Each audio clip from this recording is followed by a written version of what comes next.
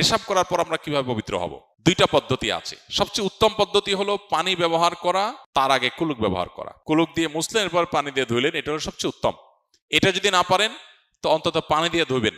সেটাও না পারলে টিস্যু বা কোনো ঢিলা ইত্যাদি দিয়ে আপনি পরিষ্কার করবেন। কিন্তু পেশাব থেকে পবিত্র আপনাকে হতেই হবে। নবী করিম সাল্লাল্লাহু আলাইহি ওয়াসাল্লাম বলেছেন, ইস্তানজিহু মিনাল বাউল, তোমরা পেশাব থেকে ভালো করে পবিত্রতা অর্জন করো। কেন? কারণ ফাইন্না আম্মাতা আযাবিল কবরি মিনহু, বেশিরভাগ কবরের আযাব হবে পেশাব থেকে ভালো করে পবিত্র না হওয়ার কারণে। আল্লাহ তাআলা কোরআনে কারীমে মদিনার কুবাবাসীর প্রশংসা করে বলেছেন, ফিহি রিজালুন ইউহিব্বুনা আন ইয়াতাতাহহারু ওয়াল্লাহু ইউহিব্বুল মুত্তাহিরিন। এই কুবাবাসীর প্রশংসা আল্লাহ করছেন, এই জন্য সেই সময়ের কুবাবাসীদের কথা বলা হচ্ছে যে তারা খুব ভালো করে পবিত্রতা অর্জন করতে পছন্দ করেন। ভালো করে পবিত্রতা অর্জনের সংজ্ঞা কি?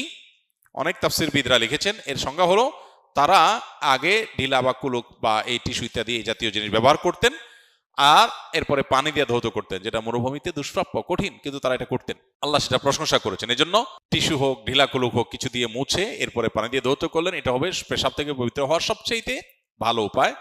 এটা যদি না পারেন তাহলে পানি ব্যবহার করবেন, সেটাও না পারলে টিস্যু ব্যবহার করবেন। যে কোনো মূল্যে আপনাকে পবিত্র হতে হবে, যাতে করে পেশাবের ফোঁটা বা ধারা বন্ধ হয়ে যায়, সেটুকু নিশ্চিত করতে হবে। তবে এর মানে এই না যে পেশাব করার পর আপনি দৃষ্টিকটুভাবে মানুষ সামনে হাঁটাহাঁটি করবেন, সতরের এক অংশ খুলে যাবে, এটা অনুচিত। প্রয়োজনে ওই জায়গায় বসে অপেক্ষা করে আপনি যেভাবেই হোক পবিত্র হওয়ার এবং পেশাবের ফোঁটা বন্ধ হওয়ার এবং ধুয়ে পরিচ্ছন্ন করা বা মুছে পরিচ্ছন্ন করা, এটুকু আপনাকে নিশ্চিত করতে হবে।